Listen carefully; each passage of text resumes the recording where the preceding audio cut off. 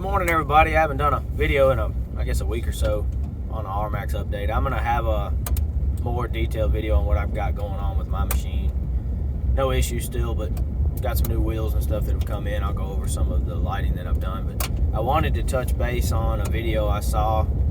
I guess it was 2 or 3 days ago. I just haven't had a chance to put a video up about it. It looks like one of the guys that have bought one of the new Rmaxes lost his engine.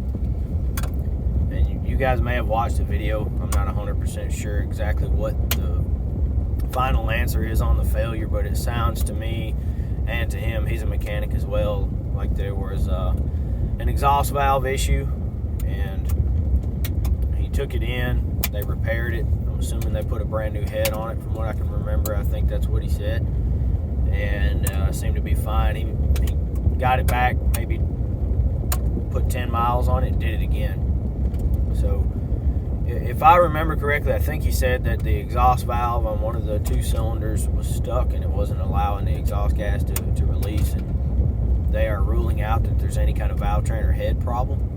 They think there's something else going on, but they do not know what. But Yamaha has put a brand new engine in his machine. I don't think he has it back yet, but it was interesting to see engine failure to that extent anyway. That's not something we've heard of yet. That's really not something very common on a Yamaha. I mean, a transmission's one thing, but their engines are usually spot on. So I'm really curious to see if that's just some kind of isolated incident or if something like this happens again. His machine was extremely low hour. He did not have any kind of mention of a transmission problem. So I don't know that his machine had anything wrong with the transmission, or if it's going to yet. It may be a later machine. It sounded to me like he had heard some whispers that this is like a known problem at Yamaha, that they were handling it. So we'll see what comes of that. I want to know if that's happened to more than one person, because at this point, I've already lost my transmission. The machine's doing great, and I really like the machine. But if I lose my engine, I'm not taking the machine back.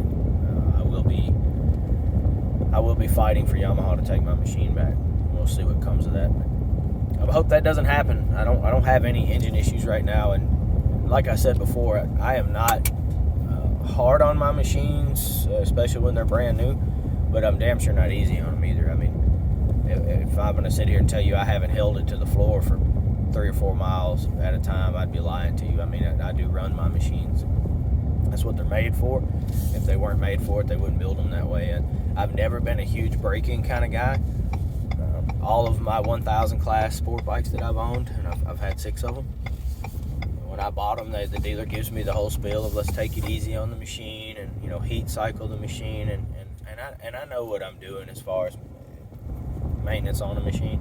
I understand that, and I don't get on it with less than an hour on it and redline it. But once I get a machine hot and I've got an hour or 2 on the engine, I go balls out on it. I mean, I'm not going to abuse it, but I'm not going to baby it either, if you understand what I'm saying. So I have been driving my machine like I would have if there was never anything wrong with it. So hopefully nobody else has this issue. It's a one-time thing. If you get a chance, look that up. I wish I would have saved the link, but I was traveling and listening to it, so I couldn't do a whole lot of messing with my phone while I was going down the road. But see if you guys can find that video and do some research on it. I'd like to find that video and contact that guy to get an update, or see if he's done an update.